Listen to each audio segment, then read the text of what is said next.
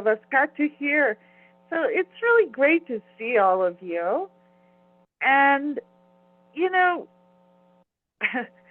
we've been we're making a move to start on time. And given that, I'm going to go ahead and get started.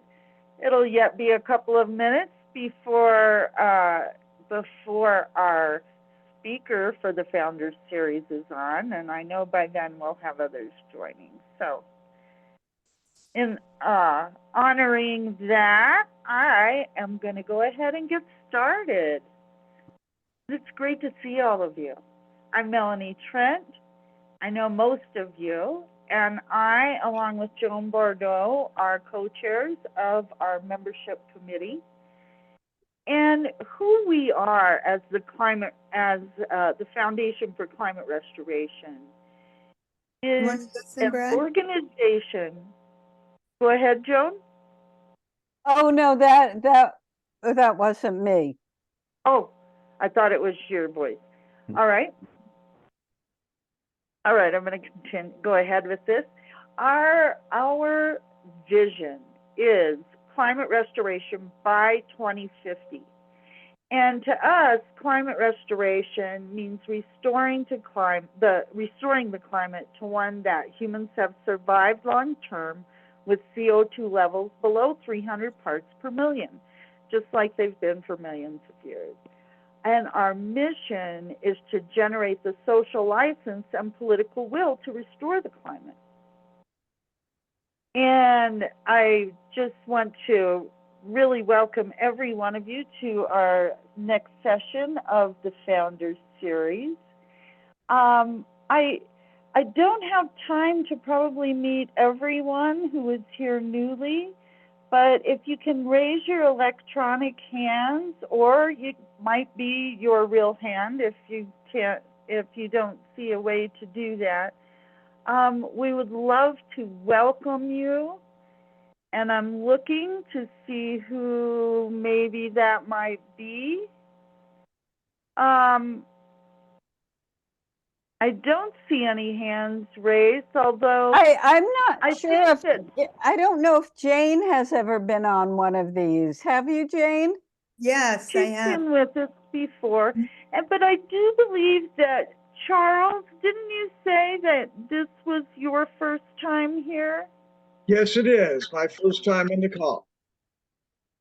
Well, welcome. Would you like to introduce yourself very briefly and let us know how you came to be here with us this evening? I'm friends with Jane. As Jane knows, I've worked in the climate and carbon space since about 2005 as a professor, consultant, and planner. So I'm interested in your approach and contrasting it to a lot of what I'm doing. Excellent. Well, we're really glad. In some correspondence. I think he knows a little bit about me and what I do. And thank you, Jane, for inviting him. Yes. We're thrilled Natalia. to have you with us, Charles. We have Natalia. Go ahead. I'm saying we have Natalia, a bit of a special guest. Okay, before we hear from Natalia, Charles, could you put your email address in our chat so we could contact you about other things? Yes, I'll be happy to do that. That'd be great. Thank you so much. Where would the chat box be? I wonder. Oh, here it is. Okay. It's below. Just had to look a little bit. Okay. Yeah, if you scroll around on there, it might pop up for you. All right, so Natalia, as well. I don't see you right on the screen, Natalia, but if you would like to come off mute and introduce yourself, we would love to meet you. Oh, thank you, dear. All right, I think we're not hearing you if you are speaking. I know you're on the phone, and right now you're muted. So I think we'll move forward. Welcome one and all. Well, this evening we have the next session of our Founders Series. And I'd like to introduce to you, for any who haven't met him, and I think most of you have, I'd like to introduce you to Alan Hyman. Hyman, not Wyman, Hyman. He has been a member of the board at the Foundation for Climate Restoration now for going on 4 years. So he's been around a little while. Alan is a semi-retired banker with a bachelor's degree in economics and a background in finance. He's the founder of Americans for Philanthropy, a group funding projects in underdeveloped countries. And Alan has 2 millennial daughters and 4 grandchildren. He got interested in climate restoration after hearing Peter Fiekowsky speak on the subject. And we're really thrilled to have him here speaking to all of us at the end of 2023. And, you know, with that, Alan, I'm going to turn it right over to you. Welcome. Thanks for being with us all. Thanks, Melanie. Yeah, you know, the best part about F4CR is really seeing all of you. It's just phenomenal. I love to hear you share your experiences, what you're up to, what your thoughts are, and just building that coalition, that conversation about restoring our climate is such a wonderful thing to hear, and it's really worth celebrating. So a little bit about how I got here. As Melanie said, I originally heard Peter speak, and that got me interested. And I thought, well, you know, I've got a financial background, and maybe I can make a small contribution. At the time, there was a need for contributions, and you know, just kind of get involved a little bit. And then as time went on, I kept hearing Peter and other people speak about, you know, the climate doesn't seem to be getting any better, seems to be getting worse. We need to do something about it. And Peter was like a little bit of a light of hope that, okay, yeah, let's see if we can restore it. I believe if we put our minds to it, there is going to be some way we can restore the climate. And that interested me. And I did not intend to get as involved as I am now. I was very happily semi-retired. I love golf, I love fishing, I love all kinds of things to do. But I do find that I have enough spare time that I can enjoy being involved in the Foundation for Climate Restoration. And of course, Julia Detterer is a fantastic coach and partner, and she's mentored me on and said, come on, let's do this together, and along with the rest of the board. So it's been a great experience to be here. The thing that lights me up the most is when I see was at my grandson's Christmas recital the other night, and watching the little children, you know, anywhere from kindergarten up to 8th grade, and watching them excited and doing their Christmas recital, and thinking, you know, as you've heard many times from other speakers, there is a moral imperative. We have to do something about leaving a healthy climate to future generations. And that really inspires me to you know, to do this. I want to talk a little bit about what I envision for F4CR, and I invite you to join me in that vision. So I like to imagine that in 2030, the climate restoration is well underway, and that we're headed to a climate that some of us can remember, maybe not the millennials, but some of us older people can remember. And we're going to start to see CO2 levels in the atmosphere starting to decline, maybe be as low as 400 parts per million or lower, having dropped from the current levels in the 420s right now. And then we're going to hear media talking about the importance of restoration, not just mitigation or emissions reduction, that really getting the climate back to 300 parts per million before 2050. And we're going to see global temperatures that are more in line with a 1 degree increase in global temperatures, and we'll maybe even see the polar ice caps starting to refreeze, and possibility of a huge methane burst from the Arctic no longer a threat. So if you can envision that, 2030, that's not that far away, 6 years away, we're well on our way. So how do we get to that? How do we get to that version of 2030? Well, the answer kind of lies in how we got to where we are right now, which is we sort of back in the 50s and 60s, we became aware of air pollution, and that awareness made us act, made us do something. But since then, we've really been oblivious to the fact that the atmosphere is the amount of CO2 in the atmosphere, methane and things are increasing, and people just aren't aware of it. And therefore, there's very little action. So our job, I believe, for F4CR is to, bring that awareness level, keep heightening that awareness level so that people actually are inspired to begin to take action to do something to reduce the amount of CO2 in the atmosphere and to reduce the amount of methane. Now, people don't really like to take action unless they see something. And I'm hoping that we can begin to, through outward bound communications, through the use of doing presentations to Rotary clubs, to schools, to educational facilities, we can begin to take that message that the climate needs to be restored. And we have to point out that the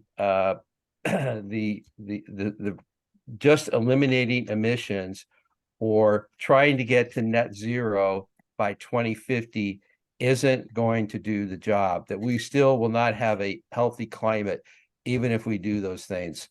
So that I feel like we're kind of in that gray area right now, where in the next 2 or 3 years, people will begin to listen to what we're saying, and they'll begin to understand that restoration is not about net zero. It's not just about emissions reduction. It's actually about having a climate restored, a healthy climate that our kids and our grandkids can live in. So,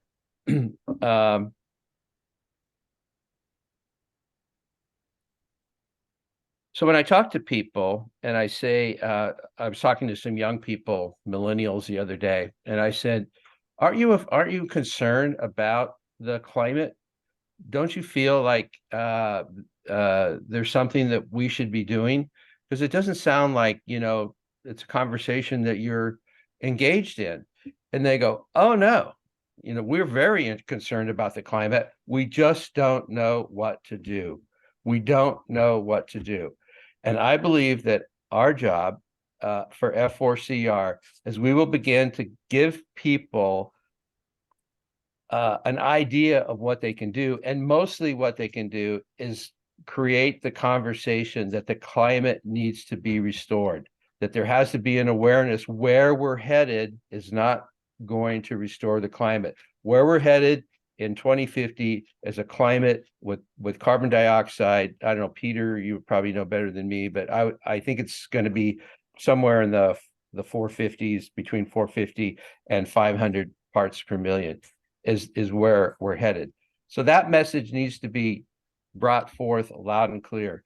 And that's what inspires me about F4CR, is that we are the only organization that I think maybe that's too strong, the only organization. But as far as I know, we're the only organization that's really pounding on that conversation, making people aware that we've got to restore the climate and not just get to net zero or not just reduce the amount of emissions. And that's our message. That's our drive to make that conversation a reality. So when the young people ask me, well, what can I do? I mean, there's nothing I can do. What can I do? So here are some things that I think we can start telling people that they can do. One is to join F4CR, to participate in the Founders Series and other community calls, to volunteer to form a chapter or a committee, be on a committee. They can do that. We're going to have a very robust website in a month, maybe weeks, and we will be able to refer them to the website. The website will lead them how to get involved with F4CR and how to start participating in the community calls and on the Founders series. They can write letters. They can write letters to the editor. And our community calls, Melanie, Joan, have done a wonderful job of pointing out to people how to write letters, how to be involved with your local media, and we'll continue to do that. Carol England has done a few presentations for us on that. And every time I hear somebody that's on a community call said, hey, I wrote the newspaper. I didn't think I was going to get a response, but what the heck, the next day I saw it in the paper. That just lights me up too. I love the fact that people are out there writing letters, talking to Rotary clubs, talking to their churches. We also, I think, could start reaching out to the media a little more. We've gotten very little media attention, but I believe in 2024, when people start to wonder, is it possible to reduce the amount of carbon dioxide in the atmosphere? Is it possible to reduce the amount of methane? There will be media outlets that you're going to need education. They're going to need a speaker. They're going to need to be able to present information about that. So we need to reach out to the media. As I've said before, reaching out to groups such as church, even your work. I know there's lots of workplaces that do have an environmental officer or somebody, they want to be environmentally sensitive. Talk to those people, do a presentation at work for your coworkers. And of course, we are going to have to meet with elected officials. Let me just briefly, I think in the future community calls, we'll go more into what our position is with regard to elected officials. But right now, I think it is possible for us to meet with elected officials on a purely educational basis. As a 501c3 private foundation, we cannot lobby. So lobbying is a little bit far afield for us, but talking to a legislator, elected official is just fine. We can talk to them, tell them that we'd like them to consider restoring the climate back to 300 parts per million as the main thing that should drive all climate action or legislation should they want to get involved in it. So that's 5 things right there that people can do right off the bat if they want to see the climate restored. Yeah, so mainly we need to speak out. We need to be passionate. We need to grab other people's attention and awareness because as far as I said, we are in a niche. We're the ones trying to alter that mindset that emissions control is going to be the solution. Let's see.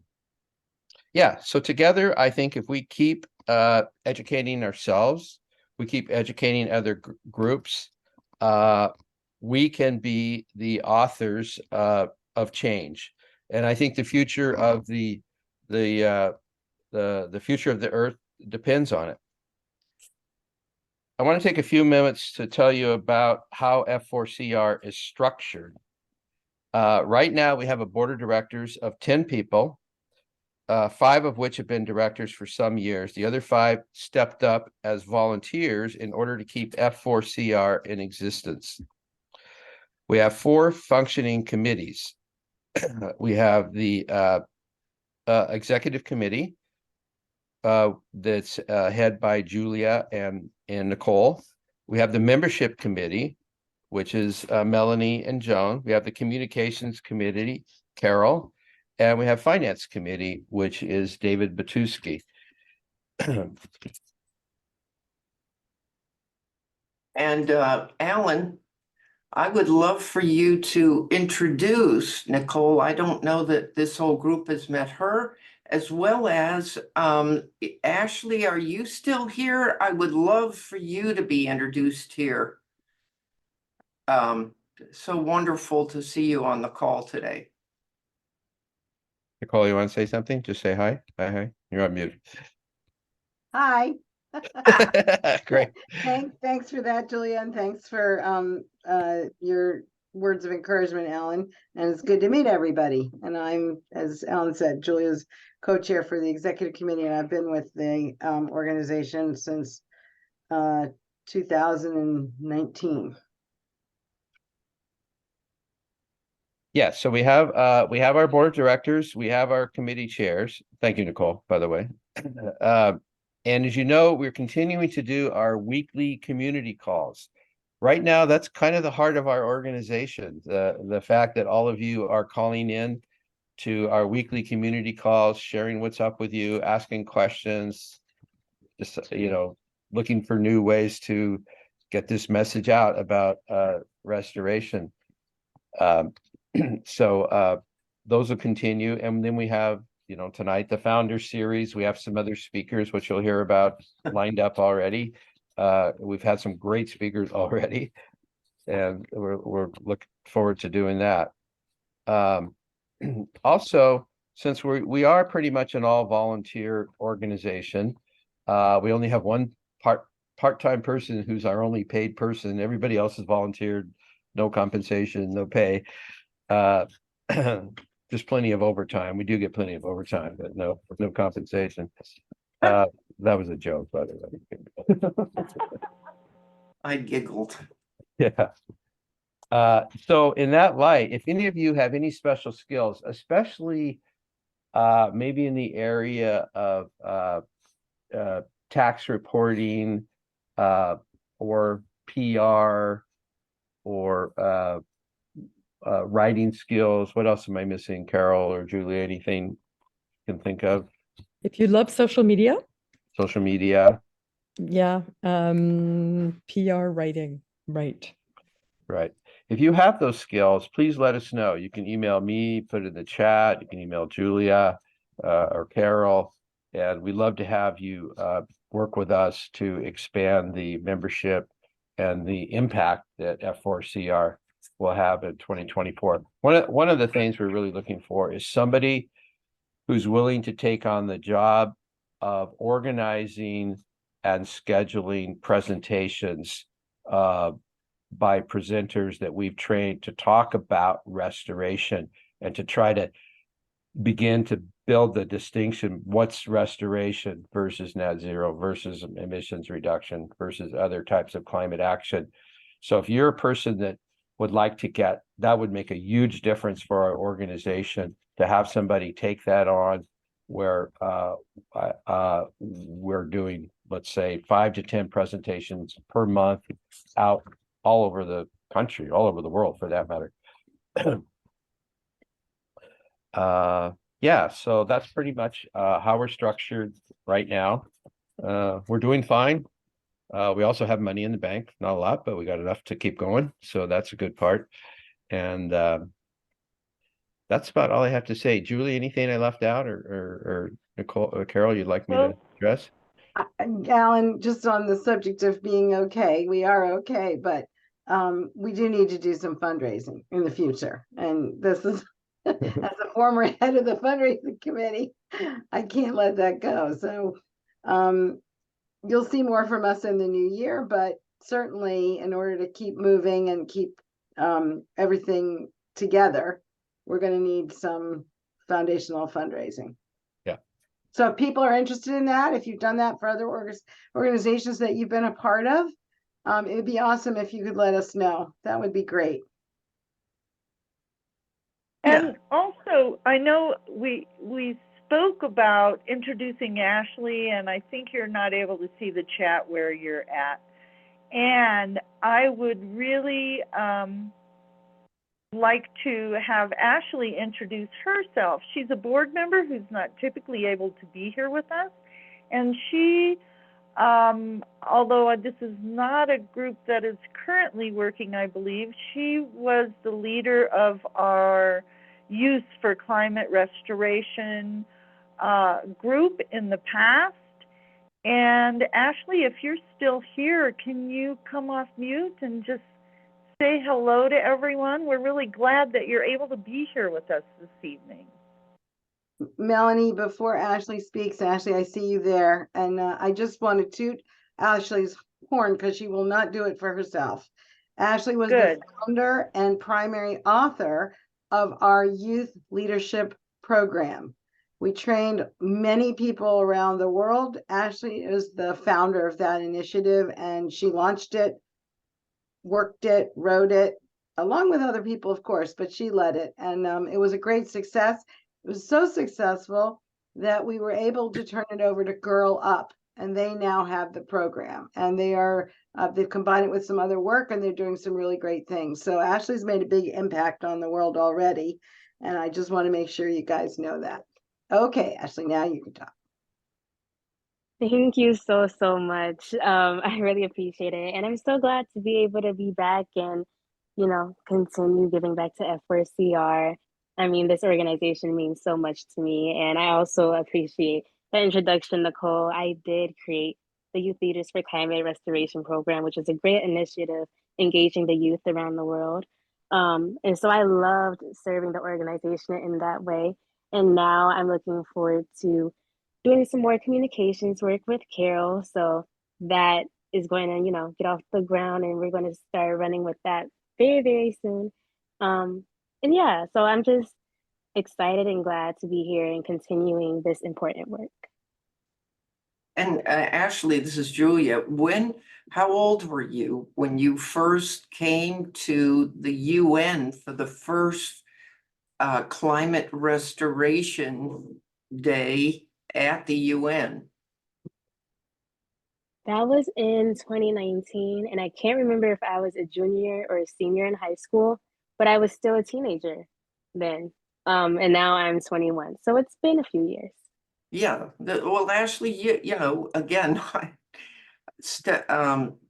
going from where Nicole talked, your stand for climate restoration, I can't tell you how inspiring it is to those of us who've been in all kinds of things for years. But to see somebody freshly say, we've got to take this on and just take the ball and run with it in the midst of your high school, you know, I can't imagine that. And I can't imagine that now because of you. Thank you so much. That means a lot. It was tough with high school ending and then college beginning, and that transition wasn't the easiest, but I knew what was important to me. So I always made time and I always made space to make sure that our mission is thriving. So I appreciate that. Thank you so much, Julia. And you're welcome. And Ashley, I just want you to know that we here at the foundation are committed to 2024 to just firing up a robust youth program led by youth. And not sure how that'll look like right now, but it's brewing. It indeed is brewing, and I look forward to that too. Yeah.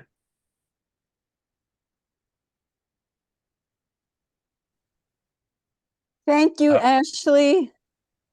What we're gonna move into right now is some Q&A with Alan, and it could take the form of questions you have or things that you're excited about in terms of your participation in climate restoration in 2024. So if you want to speak, put your electronic hand up or your flesh and blood hand up, and I'll call on you. And well, one thing I want to say, Alan, is I love being on the board. I really love being on the board. And yes, even though there's lots of overtime, I love being on the board. And I think the thing I'm most inspired about as the co-leader of the membership committee is creating and having the participation of lots and lots and lots more Ashleys, people who are in high school and college in 2024. So let's see, I'm going to change to a gallery view so I could see who would like to talk. Roger, please. Thanks. Well, I want to start off by just thanking Alan for taking this on. I myself is semi-retired, although I just wondered if I didn't have more time when I was working full time, So Alan, thank you very much for doing that. I also want to acknowledge Melanie Trent, who is the person that got me involved. And actually, from my point of view, is kind of like doing a lot of work, on behalf of all of us.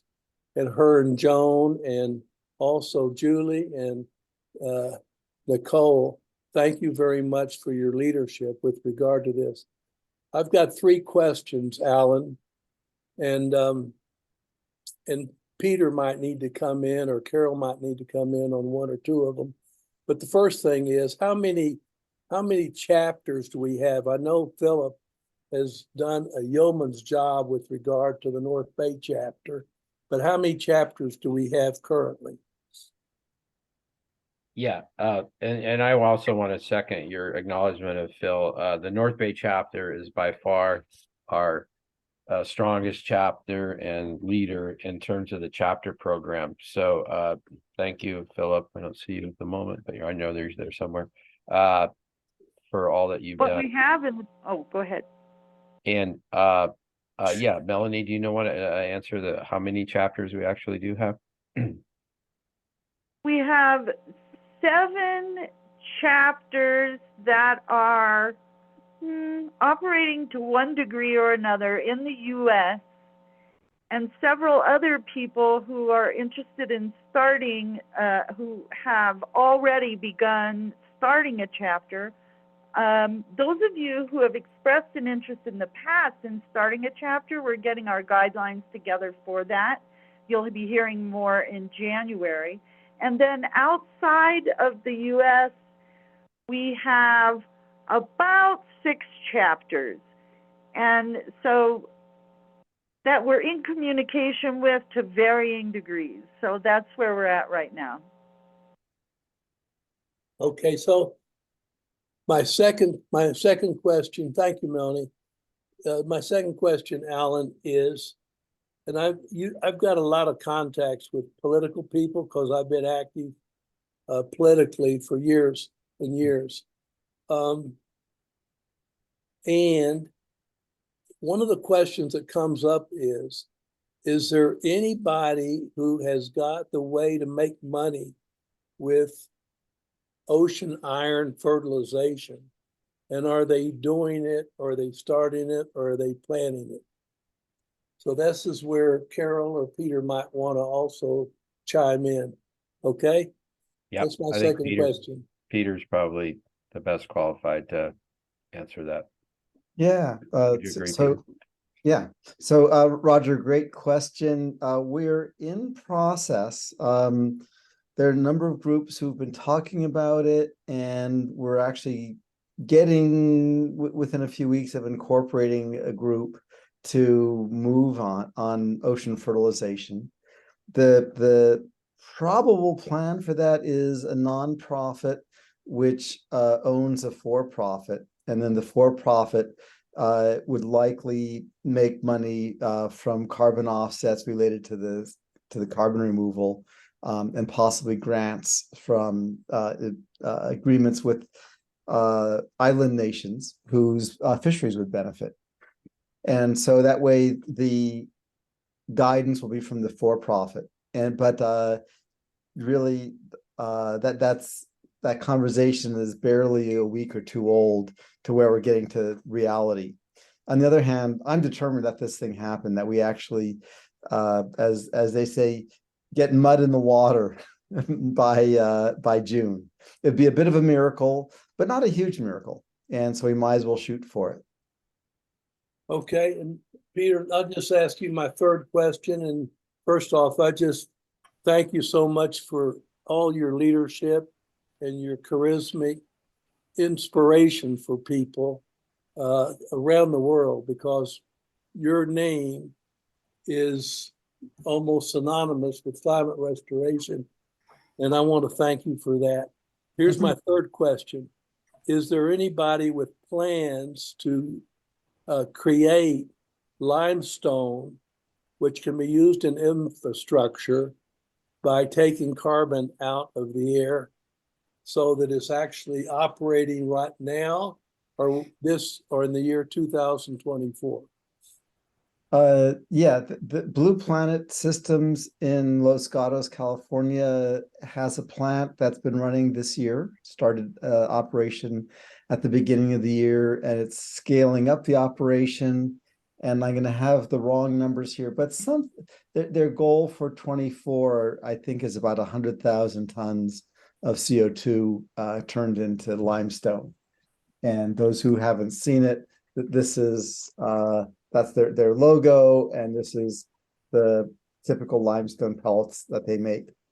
So there are other companies that are planning to operate at vastly smaller scales. Blue Planet has gotten funding from most of the cement makers around the world and the infrastructure people. They're having trouble raising money. They're raising money not as fast as they had hoped. Yeah. Thank you very much. Roger, let me just say, I love the questions. And when I first got involved with this, I was kind of saying, well, what is it the foundation's going to do? What are we going to put ships in the ocean? Are we going to build a cement plant? And it's taken me a while to actually evolve into the biggest thing the foundation can do is create the possibility of restoration, to really have that conversation with people that the climate can be restored. Now it takes a little bit of a leap of faith, a little bit of magic to say, if we do enough of that, if we have 1 million people or 2 million people talking about restoration, some critical mass number that talks about miracles happen, solutions solutions will happen, restoration will happen, there will be miracles happen, and it could be ocean iron fertilization, it could be something we haven't even thought of yet. But without the conversation being built, without the mindset shifting from reduced emissions to restoration, or with that shift, I shouldn't say without it, with that shift, I think it will become possible. Alan, I agree with you, and I love, what Julia Dieter said earlier, called this is an idea whose time has come. Right. But here's one more question, if I could, Alan. We already are somewhere north of 400 parts per million right now. Is this accurate? Yeah. And forgetting about the smoke and the weather damages, et cetera, and so forth, what health concerns are being ignored and caused by the 400 parts per million which we have right now? Good question. I'm sorry, I missed a lot. So what other what's the impact of the 400? Is that what you're saying? What other impacts are we not aware of? What is the impact on if I go outside and I'm breathing 400 Yeah. parts per million? Yeah. My understanding is that's not good for me. Yeah. Is that true? I think this is a question maybe for Peter again. Okay. Yeah. So Roger, the bad side effects of the raised CO2, the first answer is directly there's very little. They have found that for students, for example, in some schools, they're checking the CO2 level and they find that the students' concentration improves when they open the window to reduce the CO2 just because of the the exhaling of air. So there is an impact there. It's not huge, but it's significant in terms of concentration. If you remember when we were younger and we were in these crowded rooms and the windows were closed because it was cold, I would fall asleep and I thought it was just me, but there's a lot of evidence that was actually the increased CO2. Now, overall, the big deal is the burning of coal and other fossil fuels. That creates a lot of pollution, and that relates to, I don't know, just let's say 1 million deaths a year. There's probably a lot more than that. It's about 7 million. Yeah. And so the burning of fossil fuels is the main health issue with regards to the climate. Okay, and Peter, would you say a little bit? I want you to go ahead and finish what you were starting to say, but would you also talk about what happened in Dubai this week? Sure. Oh, yeah, the flip side is that the benefit of restoring a safe climate, there are two big ones. One is that we get to restore our ecosystems. The huge storms go away, insurance costs go back down, and so on. The other side of it is it ushers in a new chapter for humanity, because when we realize that, we're actually restoring our planet, that's a whole new way of being for humans. And then we can then people will naturally start asking, well, what else might we do to restore the planet and make it healthy again? So those are the main answers to the 400 parts per million issue for me. Okay, thank you. Then plus huge economic impacts, which I want to give other people a chance to talk, but I know there's also that to consider, which is a big deal. Yeah. A quick answer for Dubai. My favorite takeaway from Dubai is there's a global commitment to triple the amount of renewable energy online. And it's not a huge accomplishment. It'll take a lot of work, of course, but that will greatly reduce the amount of that almost eliminate the amount of coal being used in most of the world, and certainly in this country, and that will improve health tremendously. So that's the biggest takeaway from COP28. Thank you. Okay, thank you. Could you, Carol and Cynthia and David and Becky, could you keep your questions or what you have to say brief so that everybody could get a chance to talk? Thank you. Are you calling on me? I am calling on you. Okay, good. So here's brief. One of the things I'm excited about is today at 6 p.m. today, I get to speak with a group of Rotarians, and what I'm talking about is OIF. And so that's one thing that I'm very excited about. Then the other thing I'm very excited about is I'm joining Rotary, and I'm working with the Rotary Club here in Petaluma. We're going to partner with a Rotary Club wherever the heck Peter says where we need to find one. And we're going to do a global grant. It's all up to you, Peter. You got to name a place. We got to find a club. So what we're going to be doing is we're going to create the first ever Rotary International Global Grant project for OIF. Wow. And just that will happen. period. There's no question that that will happen. It's a pilot program. We're going to generate $150,000. Peter's going to tell us where, and we're listing all kinds of questions for him. We're sending them in January. We're going to do this. So that's what I'm excited about. And I hope I did less than 2 minutes still. Spectacular. Thank Can I you just- so can I ju- much. can I Sure. just Yeah. Add, Carol, do you know Chuck Tomaselli? He put in the No. chat, you should see his chat. He is currently the Climate Restoration Alliance Ambassador to Rotary. So the two of you Really? are going to connect. Yeah, he's in the chat. He's in the chat. I'm going to look. There right he now. is. He just waved over here on my screen. And Alan Burnham too. So everybody's responding to you, Carol. Yeah. So That's maybe the they idea. should put Everybody. Maybe they should put y'all should put your email contacts so you can get in contact. How about if I put mine in the chat? Because I don't know how to save all that stuff. And then people who want to get in touch with me, email me. Fabulous. Okay, good. So here we go. Now I failed typing, so just give me a minute. Okay, Carol, I'm going to call on Cynthia now. Cynthia? Well, I'm just curious. I mean, Carol, at your Rotarian Club, are you also talking about the resolution that was passed in California that we're trying to get people to sign up to agree to have it done on other states so we can find a we're not. congressman? I get like 4 minutes this evening, Cynthia. 4 Oh, minutes.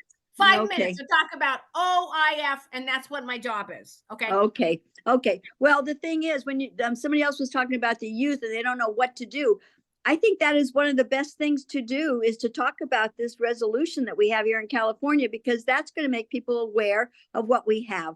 So that's my comment. Yeah, thank you. Thank you so much, Cynthia. David? Hi, on the health effects, first of all, remember that the present level of 420, 422 parts per million is a diluted level. That's the global average level of CO2 in the atmosphere as measured from a mountaintop in Hawaii, which is definitely diluted compared to all the cities in the world. And downtown cities have 600, 700 parts per million, particularly in Asia.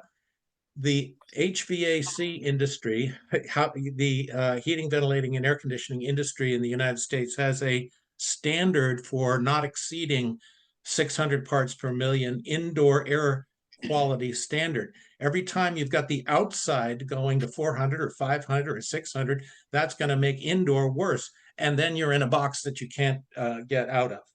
May I go to the good news that comes out of Citizens Climate Lobby? Yes, please. Okay, for a couple of years, a group of us has been working on Citizens Climate Lobby to incorporate restoration and or CO2 removal and or greenhouse gas removal in the program and in the objectives and in the central vision. We succeeded this week, partly as a result of the graciousness that was extended to Mark Reynolds, the CEO of Citizens Climate Lobby, in the last meeting, to get his endorsement and Tony Cerna's endorsement. He's the VP in charge of strategy, and others, Todd Elvin's in charge of action groups, to start an action group on greenhouse gas removal. Action teams, there are 90 some action teams within CCL on everything from small islands to nuclear energy to major policy, all, healthy forests. All those action teams are a place to bring together knowledge and extend it out to some of the 200,000 members, almost 500 chapters in congressional districts across the United States, to get the ball rolling on in support of further research and development of CDR and greenhouse gas removal. Yay. Carl Dans, Dick Smith, retired judge, Mike Robinson, who's been on these meetings, Harold Hedelman, Pete Greider, Peter Garrett, and myself are among the people who have been working this and have now succeeded as of today. David, thank you for Yay. all the years of work you put into this. Thank you Congratulations. so much. Yay. Okay, Becky, please. Okay, well, my question's pretty short. Well, first of all, I want to thank everybody who's doing such a great job promoting the idea of climate restoration, and I wanted to thank Alan particularly, not only for stepping up to head up the organization, but he sent out a very interesting book of ranking by potential effectiveness over a timeline, which I didn't get to read all of it, but I think you should send that out more widely to people who are interested, because it leads into my next question, which is, has the organization thought of actually going out into the carbon capture space to lend our endorsement to certain programs that we feel are promising? That might give us a little bit more connection with the hands-on people that are actually trying to design projects, and also to youth who are often in the sciences very engaged in this space. I know that's kind of a new idea, and I hate to spring new ideas into these big public discussions, so you don't have to say yes or no, but I think it's something the organization should definitely do. Obviously, we would endorse OIF projects that we ourselves would be involved in, but there's an awful lot going on out there, and some of it is very promising, and I think we should encourage that interest, because that's linked to the money-making aspect of this, which also piques people's interest. So that's really all I have, but I'm really inspired by the group here, and think you're a wonderful bunch of advocates for the whole idea. Anybody would be proud to have your endorsement. Alan? I'd be glad to take your comments to the board. I think early on, when I first joined the foundation, we had sort of had a policy of not endorsing any solutions particularly. And the history of that, I don't know, Peter probably knows better than me, but I can certainly pass on your comments to the board for a discussion. Yeah. Well, you made the comment that there might be something out there that we don't even know about yet. Yeah. We know what we like, and we have our standards in terms of how fast it can happen and how much it costs. So you could take those standards and invite people with projects to apply for an endorsement. You certainly don't have to give that. But yeah, well, let me also say we're not oblivious to what's going on. We're monitoring, looking at it, discuss it sometimes at the board level, but we haven't gone as far as to actually endorse or any solutions. But yeah. Great, for the stuff you love. Might be good. Yeah. Thanks, Becky. Mary Ann, could you make it really short? Yes, I just want to say I haven't been involved for a long time, but I really congratulate everyone on the ground taken since I've last been involved. It's really beautiful, and congratulations for staying true to the vision of changing the conversation. And my question is, hopefully this is very quick, how are Project Drawdown and 350.org, are they, there are two people that are potentially in the same arena of changing the conversation, and I'm wondering what the relationship is with those organizations. Alan? I'm not familiar with them. I don't know if anybody is, if Julia or Carol. Carol's going Yeah. like this. Okay. Carol, do you want to respond? Unmute. They are parallel organizations. They're interested in especially drawdown. They're pursuing a silver buckshot approach. They're encouraging all these possible things that we could do. Two huge differences. One, the most important probably, is that we are the only organization that emphasizes we need to look at all climate action through the lens of, will this restore the climate? We're the only ones who do that. Everyone else says, oh yeah, this could maybe bring down 30 tons of CDR. This could, and maybe in 10 years it could do 300. We are the only ones working on evolving the climate conversation so that people who make policy and make decisions and lead groups for climate can actually ask the questions that would actually lead to what will end the climate crisis. And by when? And by when? And we by need 20 to and end by it. yes, what do we know will work? Yeah, that's our main distinction. And I think it's really important that we remember that. That's what, yeah, that's where we stand out. There's a ton of groups doing all kinds of great stuff. And I think it's so tempting to get distracted by especially mechanistic new technology. Wow, it's really fun, but we're the only group with our eyes on the prize.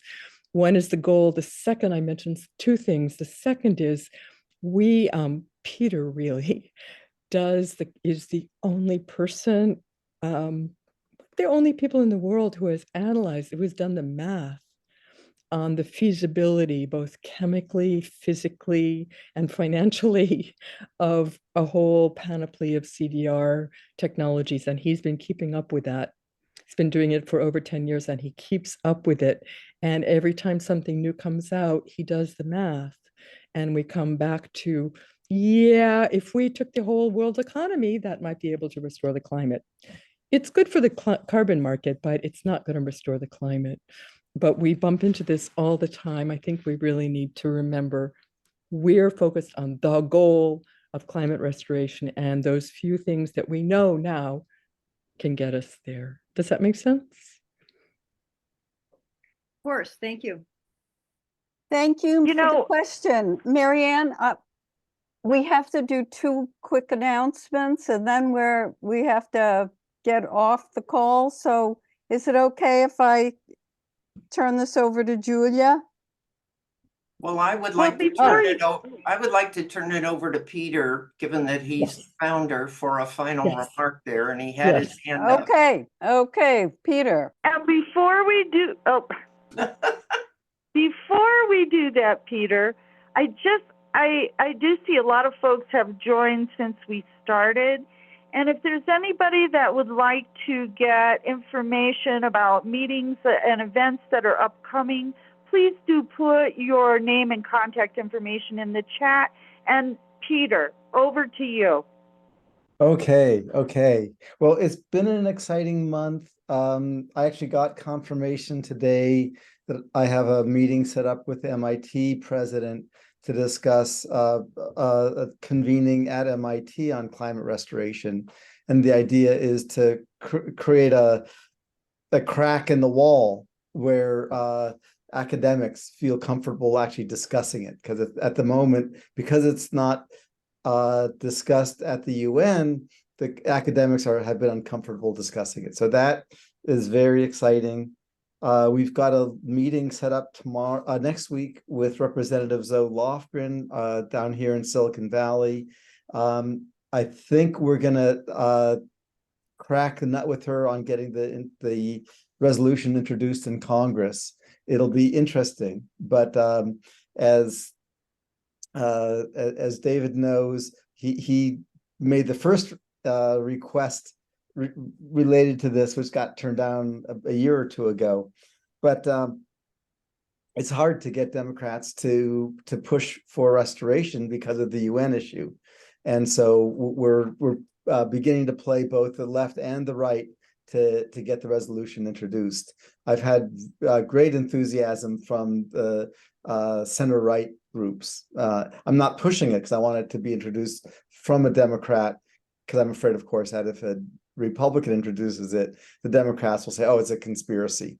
So gotta play our cards well here.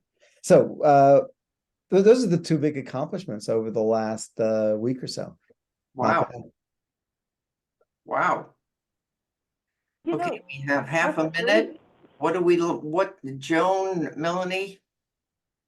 You know, I really just want to remind everybody that we do not have this call the next 2 weeks before we complete tonight. And then anything else over to you. I just want to make sure people are aware of that. We'll be reaching out with some information between now and then. Go ahead, Julia. Oh, just very quickly, January 10th is our next Founders Series speaker, and it's John Bowie, who's making the film. It's actually a 4-part series on climate restoration, and he's very excited to talk to us from making all of us filmmakers and journalists, turning us into that. You know, Carol and I talked to him earlier today, and I think it's going to be a great, great session. Hugely exciting. And our next meeting together will be on January 3rd. Anything else, Joan? Nothing. Happy have holidays. great holidays. Great to Happy see holidays, you. Happy everybody. New Year. I know, but Bye. January 1st is a Monday. Alan. Thank you. Thank you, everybody. Thank you, everybody. Okay, bye. Happy holidays. now. Bye. Happy Great holidays. to see Christchurch here.